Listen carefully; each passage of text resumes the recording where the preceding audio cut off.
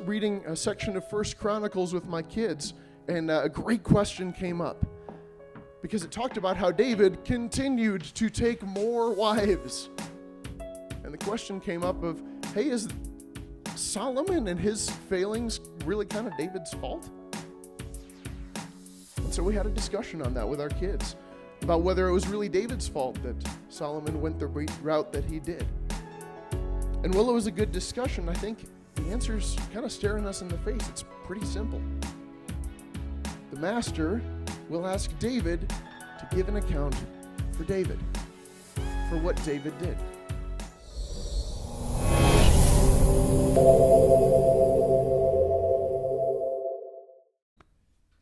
Now, so we can all make sure we're on the same page. This seems pretty obvious. The master is God. We're not the master in the story.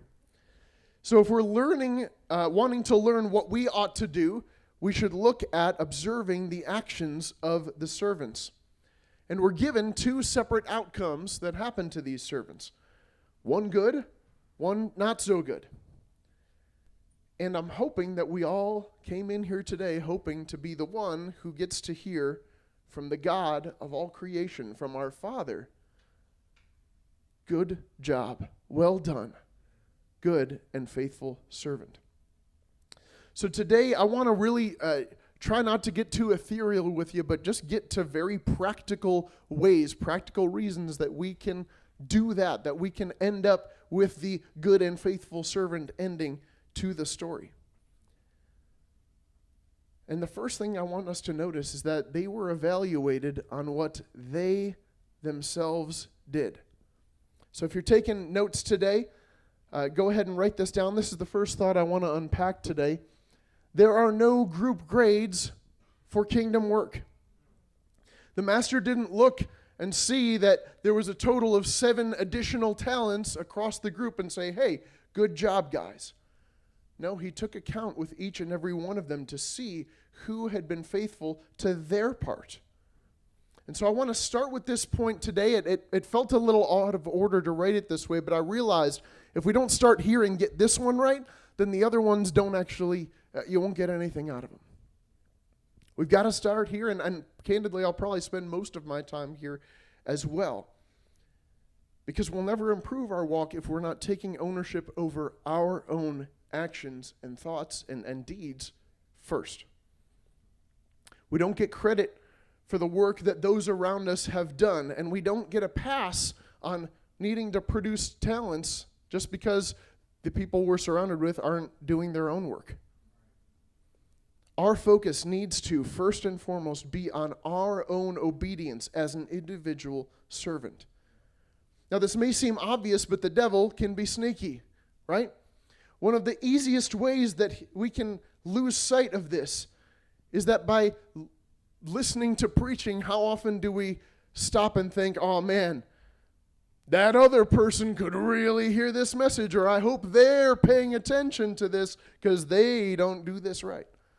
And oftentimes we think of everyone else in the world who needs to hear this sermon, but we forget to hear for ourselves. So today, this message, this is an opportunity to evaluate the person in the mirror. Okay? This message is not for your parents. This message is not for your teens. This message is not for your boss or your husband or your wife or your small group leader. It is for you today. When you stand before God Almighty, the topic of conversation will not be how faithful that other person was. It will be how faithful you were. He won't ask you to give an account for how your parents raised you or how your pastor preached, but they will give account for those things themselves. You will give an account for you. Many of our biblical responsibilities to other people that we have been given have no, or sometimes little, pre-qualifying, they must do this in order for you to do that. Oftentimes it's, this is your job. So I want to go through some, again, going to try and keep it practical as much as possible today. Some examples that I have seen just in my life as a Christian missed. Let's start off with this one. I'll start off with the men because, I'm one of those.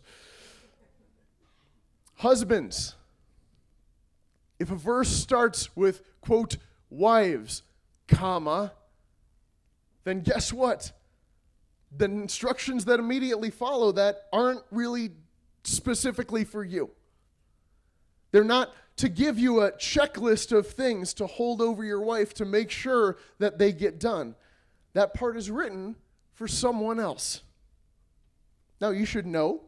We should read the Bible. I wouldn't encourage taking a Sharpie over those sections. But guess what? You should be paying attention much more to the part that starts, husbands, comma. That's your part. You will answer for those things on those lists. Now pay attention, because what I'm not saying here is do these things so that your marriage will be great. Now, will they be better if you do these things? Yeah, almost certainly. But we're not doing it primarily for that reason. We're doing it because the Lord has told us to, and we want to honor him, and someday we will stand for account about what we did with his word. We do these things first and foremost for him. And out of that, good things may come. So, husbands, we will answer to the master. For if we lived in an understanding way with our wife, or if we chose to be needlessly harsh to her, we will answer. For if we chose to delight ourselves in her instead of other women, we will answer. For if we allowed, as Paul said, for our body to be put under her authority, or if we chose to regularly push her hand away when she wanted to hold our hand because we needed that second hand for our controller because we were in the middle of a match. We will answer for whether we washed her with the word of God, or if we waited, hoping that she would take spiritual leadership over our marriage or home or children. These are the talents that you have been given in this area of your life to manage for the master. These aren't perks that your wife has to unlock through good behavior. None of these verses instruct a man to do these things provided that your wife is also doing X. That's not written there. You are called to love her as Christ loves the church. And guess what? The church is being made into a beautiful, amazing, spotless bride. I'm not talking bad about the church today, but guess what? Some days the church has a bad day. I've seen the church on some days. You open a history book, you find a couple of those days in there, and guess what? There are some days where the church was the kind of bride that Proverbs said would make a man want to live on the corner of the roof of his house instead of down in there with her. But guess what? The bridegroom does not choose to be unfaithful to her during those times. Wives, comma. None of what I just said was for you. None of what I just said was to provide you with a checklist of things to make sure your husband is doing. That was his part.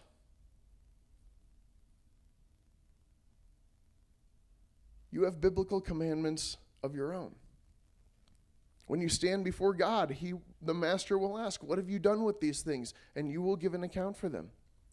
When you stand before the master, it's not going to be I'm going to try and use some younger terminology here. You guys give me thumbs up or down if I used it the right way. It's not going to be a tea spilling session about what your husband did or didn't do. He's not going to be asking about what your husband did. He's going to be asking about what you did.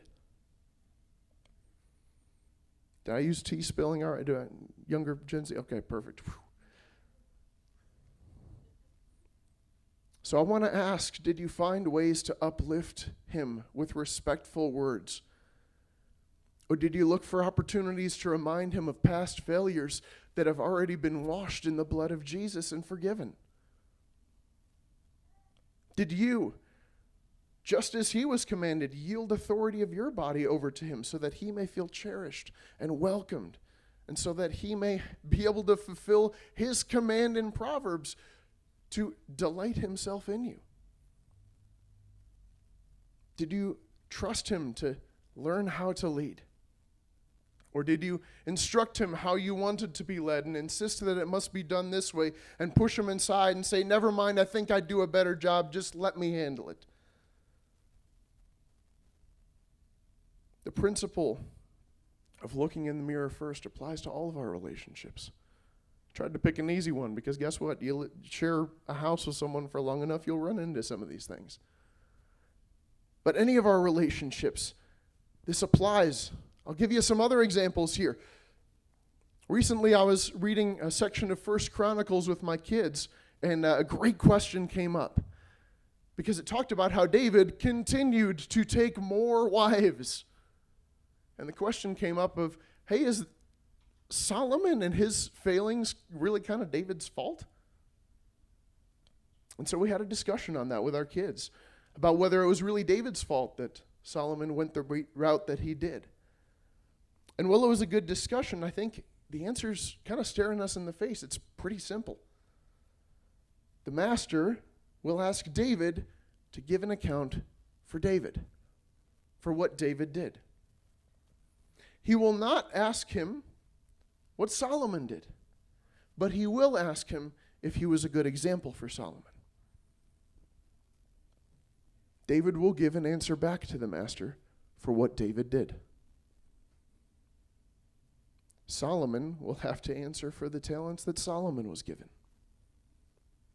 The master will not ask Solomon what David did. He will ask him what Solomon did. Everybody in this room has parents. If not, I'm curious. Now, they may have raised you exactly the way that Scripture instructed them to. That's a possibility. I hope so. Praise God. What a blessing. They may have failed you at every single turn. But the master will not be asking you about their talents. You will answer for yours. Parents, your children may be incredible young men and women or boys and girls of God. Alternatively, they may be off somewhere eating slop out of a pig pen. The master will not ask you how good of a job they did obeying your godly advice, but he will ask you if you tried to do your part. If you provided for them, if you instructed them, if you were kind to them and not purposefully tried to frustrate them. These are all commands from Scripture. If you sought to give them an example that is worth following, and yes, if you disciplined them. The Bible is full of examples of times where families, people, nations even suffered because fathers shielded their children from discipline. I feel bad. I feel like we're ganging up on David today a little bit, and I'm going to continue to do so. But he was a good man of God, a man after God's own heart. He made some mistakes, but we see him running back to the Father's side every time. So I'm not being mean to David here. But there was a whole civil war that took place in Israel and claimed the lives of thousands of soldiers. Brothers fought against brothers in Israel. And yeah, there were a couple of factors, and Absalom will be accountable for Absalom. But can I tell you, a lot of Absalom's frustrations stemmed from a very specific moment in time, where his brother Amnon committed a horrible abuse against their sister Tamar. And obviously that frustrated Absalom incredibly, as it should have. But much of his frustration was the fact that it seemed like Tamar was the one getting punished worse than Amnon. David wanted to protect his son from consequences. Now, did that work? Did Amnon get off scot-free? No.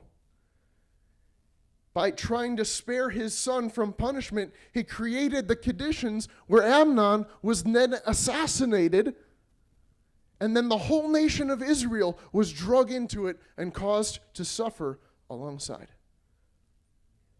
You can't shield your children from giving an account to the master.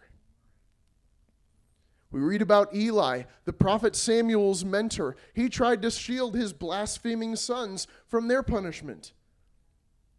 They were not spared punishment, and because he tried to shield them from their own, because he didn't correct them, he had many opportunities to get it right. He knew, and he chose to let it continue. Eli was also punished along with his sons. As parents, it can be tempting to try and invent excuses or to recreate our theology so that we can shield our children from punishment.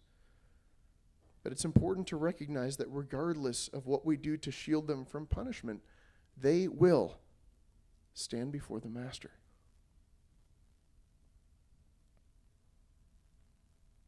Sometimes the most faithful servants, the most good and faithful servants are the ones who are doing their part despite the fact that nobody around them is doing theirs. Sometimes the least faithful servants are tricked into thinking that everything's going well because the people around them are lifting the burden that they were supposed to carry. And everything's humming along just fine, and they feel like, hey, yeah, things are good. But when they stand before the master, they've done nothing. They've not done their part. So things may be going horribly in your life, and you may be lined up, talents in hand, ready to present to the master. And the opposite may be true as well. We can't judge how it will look when we stand before the master based off of how things around us and people around us are going and doing. We are not responsible for the hand that we are dealt. Whether it's our parents, whether it's our children, our coworkers, our boss, our neighbors, but we are absolutely responsible for what we do with it. And there are circumstances in life outside of just the people we're surrounded with that can make tempting excuses as well for a lack of production. Not all of the servants in the story had the same amount to work with. And newsflash for you, not everyone in this room, depending on what we're talking about, has the same amount to work with. That's okay. But the master will still expect something. One had 5 talents, one had 2, the last one had 1. That's all right. But their circumstances don't dictate the faithfulness that you have as a servant. So what do I mean by this? What I mean is, God isn't looking for 5 talents if you've been given 2. He expects 2. But God isn't looking for 1 talent from the one who is given 2. He expects 2. So what does it look like to be faithful with what you are given? Again, in my time as a believer, I've been through a lot of seasons, just seen a lot of people come and go, and I've seen seasons where there were saints who walked through these doors, and they needed assistance because they could barely walk, but they came. They struggled because of their age and their health to get out of their home, but they came. And you know what? When they got here, no one was happier to see the people around them than them. They smiled and they warmly greeted those around them and they blessed them. And they gave a sacrifice of praise to the Lord during worship. I've also seen students who were on summer break with literally nothing but time on their hands not show up because somehow they overslept even though we start at 10:30.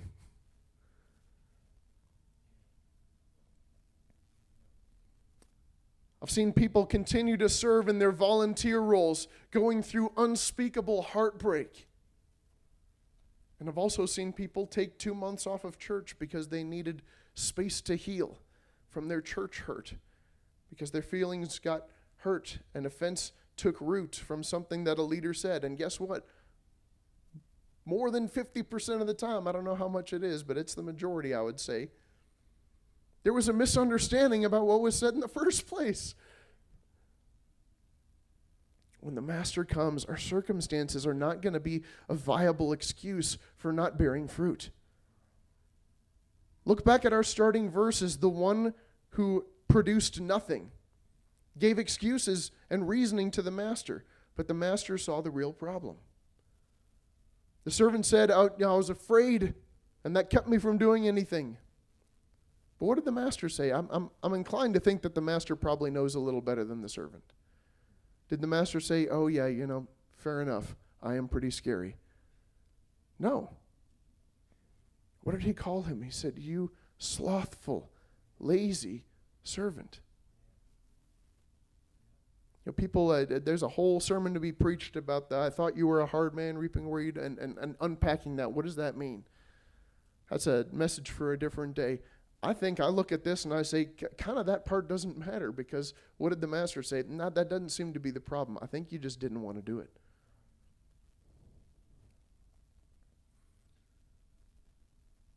Sometimes we cite our circumstances, or we say, it's not really my personality to do that, as a way of avoiding doing the kingdom tasks that he's given us. Or sometimes it's just as simple as we say, yeah, I'm going to do that. Eventually, later, sometime. I'm working on a plan to get out of that sin, to do this ministry, to whatever it may be. A lot of times, though, and I'm not saying every time, but man, a lot of times, those circumstances, it's not my personality, I'll come to it later. The underlying issue is really just that we don't want to make the effort. And maybe you genuinely have less time than others. That's okay. That's fine. But you can be faithful with what you do have. Maybe despite your best efforts at being a good steward of your money, you just have less to work with than others to put towards mission or outreaches. That's fine. Be faithful with what you do have. Maybe your physical health keeps you from being able to help set up tables at an event. That's okay. We got a lot of young, strapping lads. We got Elias for that. We're good. You don't need to do that. Sorry, Elias, to put you on the spot there. You can be the person who sits there with a warm smile and a kind word and a blessing for the people who walk by, and that's A-okay. That's kingdom work. That's producing talents. Be faithful with what you have. Be faithful with what you can do. This leads me to my final thought today. In the kingdom, faithfulness trumps ability. God is not looking for the best singer or the highest earner or the most confident public speaker. He says, well done, good and faithful servant. He doesn't say good and talented servant. Now, for starters, I think it's important to note, and we'll unpack this a little bit, that if you're faithful to something, guess what? Oftentimes that actually leads you to be more capable in that area. If you start with faithfulness, you oftentimes get both. Faithful effort towards something in practice will inevitably make you better at it. It's very easy to talk yourself out of doing something for God, or something that you feel he's calling you to, or maybe it's something the Bible commands. Or maybe it's just something that you want to be good at. It's so easy to talk yourself out of it. Excuse me. So easy to talk yourself out of it by simply deciding that you can't. Again, this may sound overly simple, and maybe it's a little rah, but I'm going to be a little rah today. But you can just learn to be good at something. You can. The key is faithfulness, though. It involves sticking with something. It involves time. It involves sacrifice. It involves effort. One of my pet peeves with many political commentators is they often know that they're going to get a lot more views and clicks and likes if they make you believe that it's someone else's fault that you're not more successful than you are.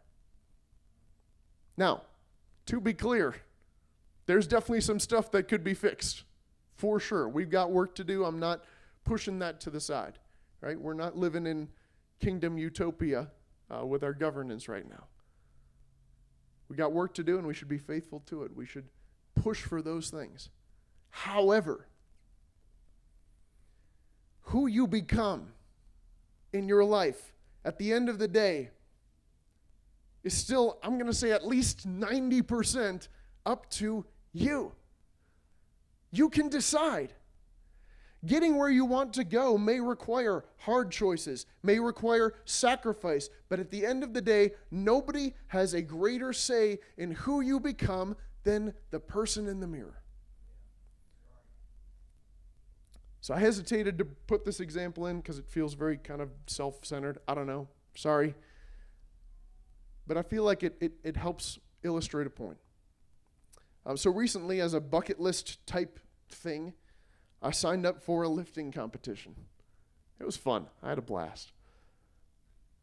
Now, I did that for a number of different reasons. I enjoy competing. I like doing it. I like seeing what I can do.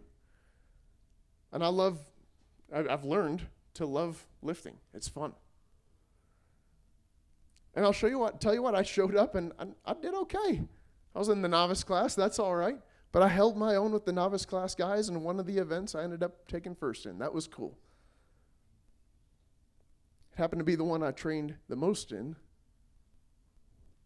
the one I was most faithful to. But I want to tell you that it's not just that it was a fun thing for me. I kind of had a deeper motivation where I really wanted to do it.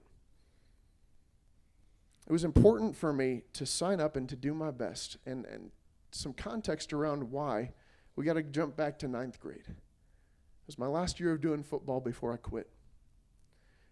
One of the driving factors for me quitting and picking up a different sport is the fact that I got tired of being the single weakest kid on the entire team. And to be clear, I don't mean I felt the weakest or I thought I was the weakest, because, there's numbers on that bar. And there's numbers for how many times you do it. And objectively, measurably, mathematically, there was a good gap between me and the next weakest guy. But I wanted to be stronger. When my oldest was born, I began to pick up weights again. And I took it more seriously than any of my previous attempts. So we're going back again 10 and a half, almost 11 years at this point. I wanted to set an example for my kids of healthy living. But I also wanted to prove to them and show them that if they apply themselves to becoming something, they can succeed. They can change their future. They can change their perception of themselves. They can become that thing. And I didn't want to just say it. I wanted to show it. So I started. That's a big part of the reason why I signed up for this stupid competition. Again, I had a good time doing it. I'm not going to lie and say some of it wasn't self-serving. But there was a drive where I felt like I had to, because I wanted something to point to tell my kids, you can too.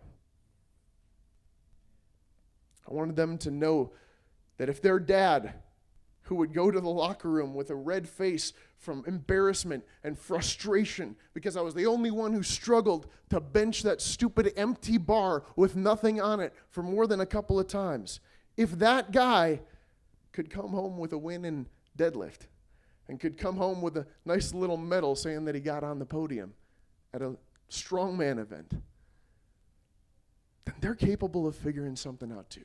They can go after it. They can become it too. They're not hopelessly destined to always be bad at whatever, fill in the blank. Now, some important notes. I didn't take first overall. If you look at the scorecard, I definitely didn't take anywhere remotely close to anything but last place on the sandbag to shoulder. That's okay. Also, I had the least practice on that. There were divisions that were at that same competition that were moving a lot heavier weights than the ones I was. That's okay.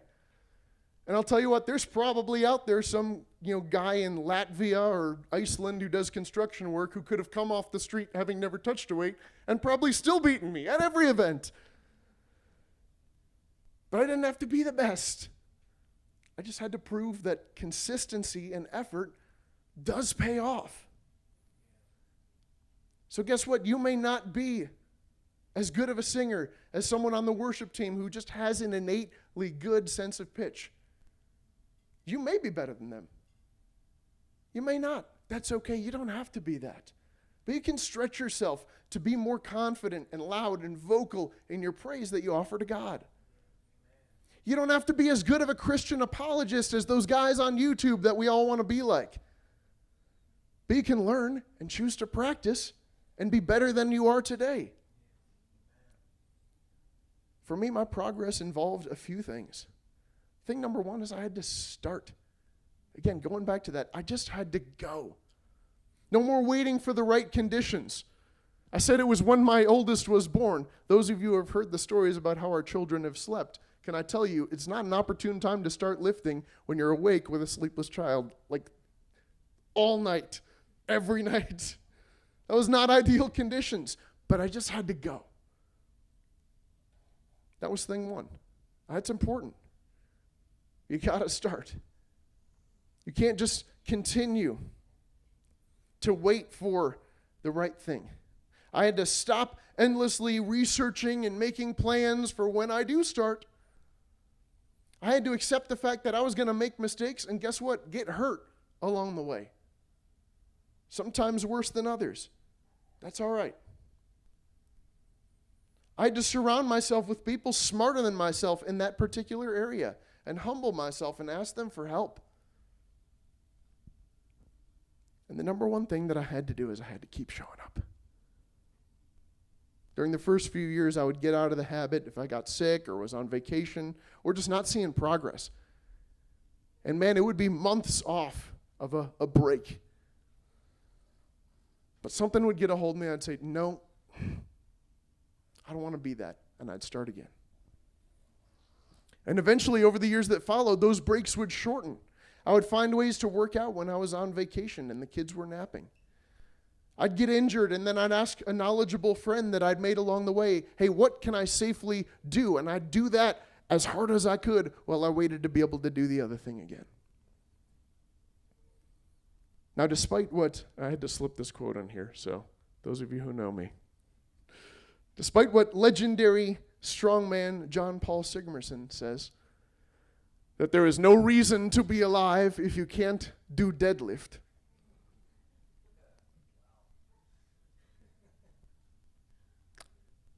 Interesting fact, he actually died deadlifting. He had like an aortic rupture, so, maybe don't live by his advice.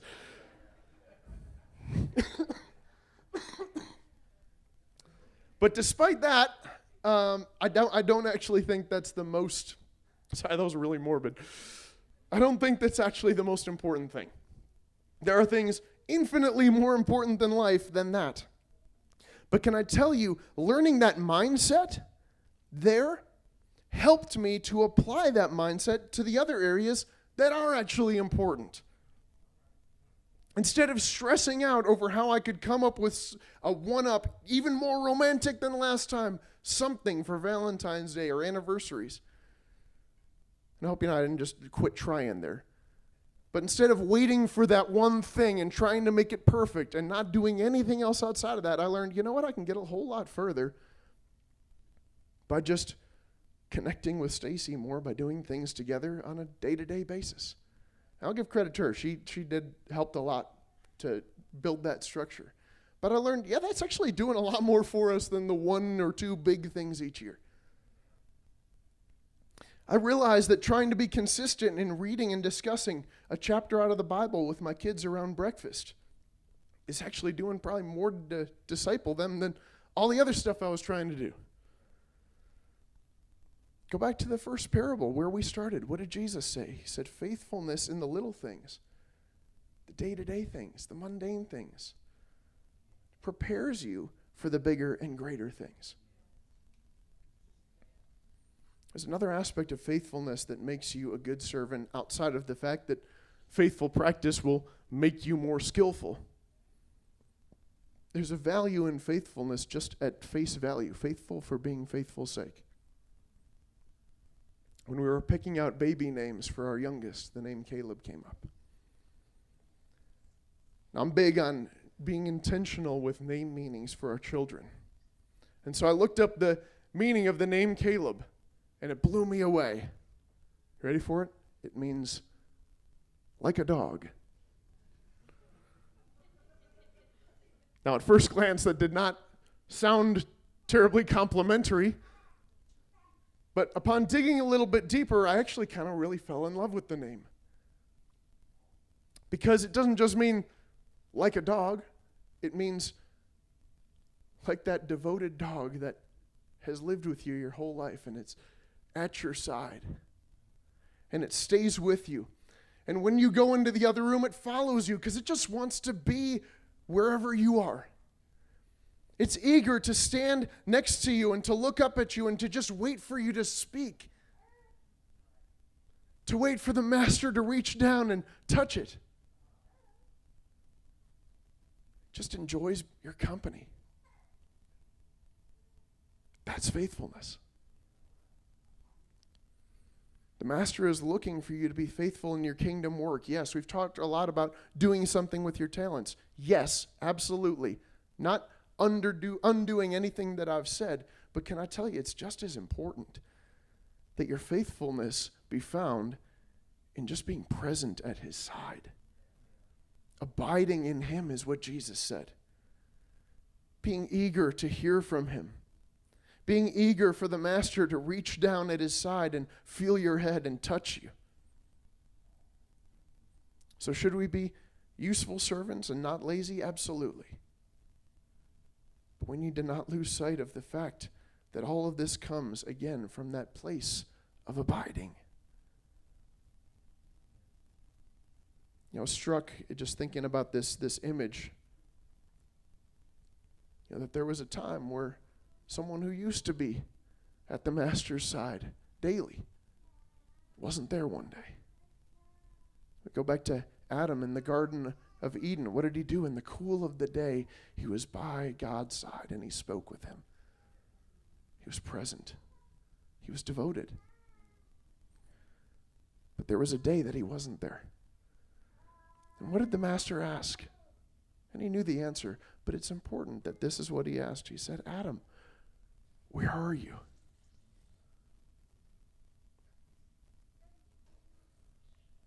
Adam was used to being that Caleb, that devoted servant that by the master's side, waiting with bated breath for what God might say to him that day. But that day he wasn't there.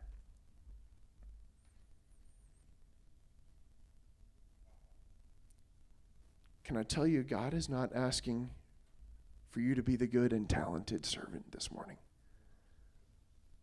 That's not what he's after. Again, you'll get that by the faithfulness, but that's not what he's after. He's not looking for you to be the good and flawless servant. He's not looking for even the good and confident servant.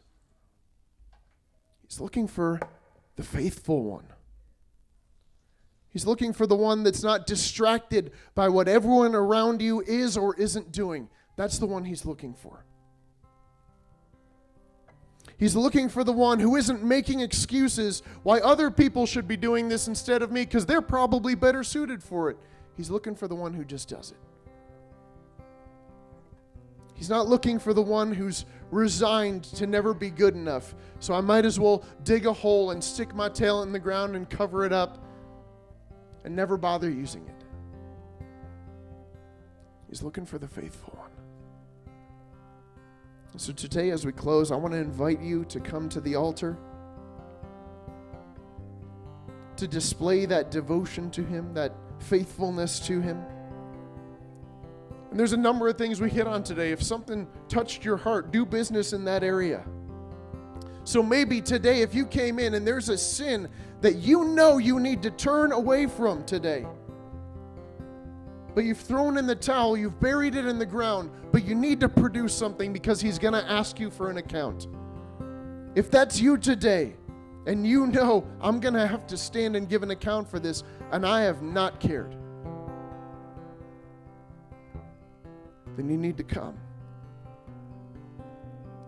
Maybe there's someone that you need to forgive, and you need to begin doing your part to act Christ-like to them and forget about what they're doing for you. I invite you to come.